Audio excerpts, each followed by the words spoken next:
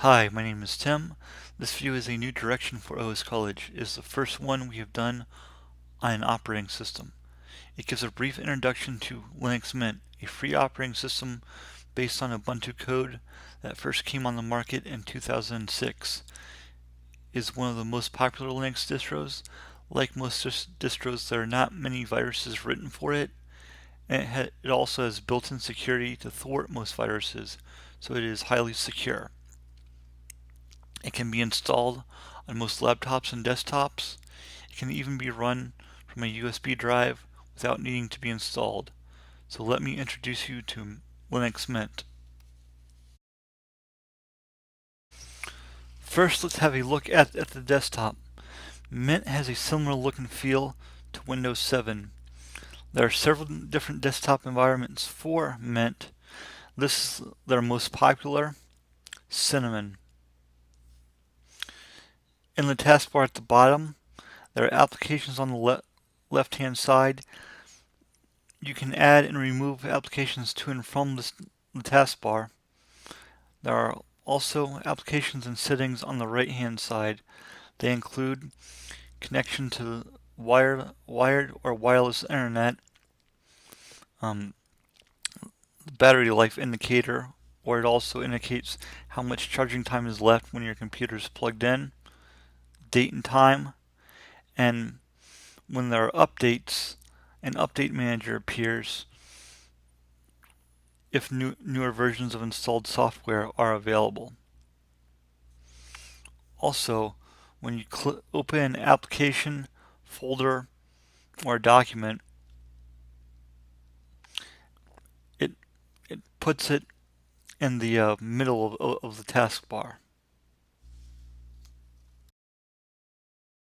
There is also a menu button in the left-hand side of the taskbar that allows you to access all of your applications and settings.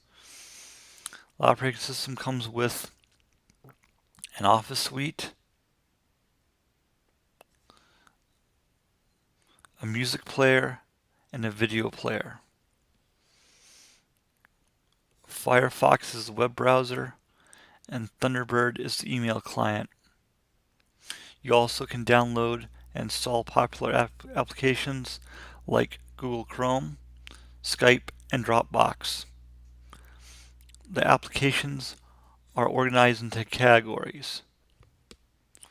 For example, the Office category contains the Office Suite LibreOffice, which has a word processor, spreadsheet, presentation software, as well as several others. The Internet category contains Firefox, Thunderbird, and other applications that connect to the Internet. Any new applications that are installed are put into one of these categories. Under All Applications, if you install an application that does not fit into one of these categories, a new category will be created. For example, I just added a chess game, so now there's a games category. You can add new software through the Software Manager.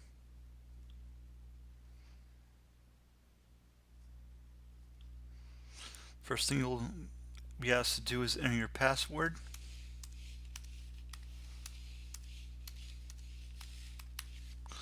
Then click the OK button.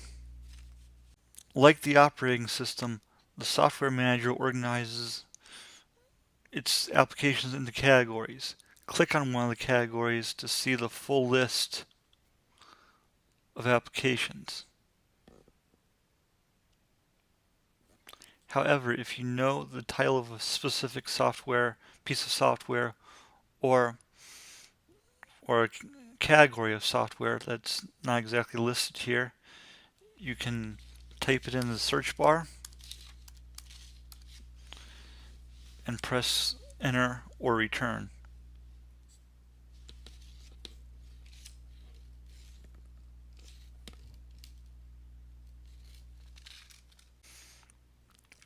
You also can download applications from the web like Google Chrome. Many times, applications downloaded from the web require you to install them by using the terminal.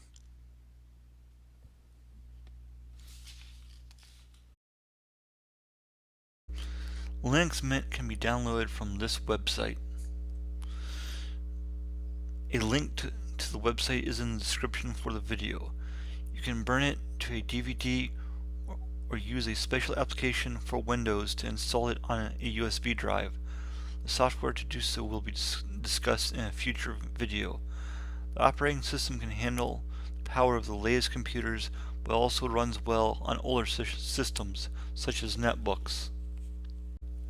There's an application installed in Mint that allows you to create a USB boot disk, so you can share the operating system with friends and family. There is no restriction to how many people can install it from one USB drive. This video has been an introduction to Linux Mint. Thank you for watching. To learn more about Linux Mint, visit OS College's website.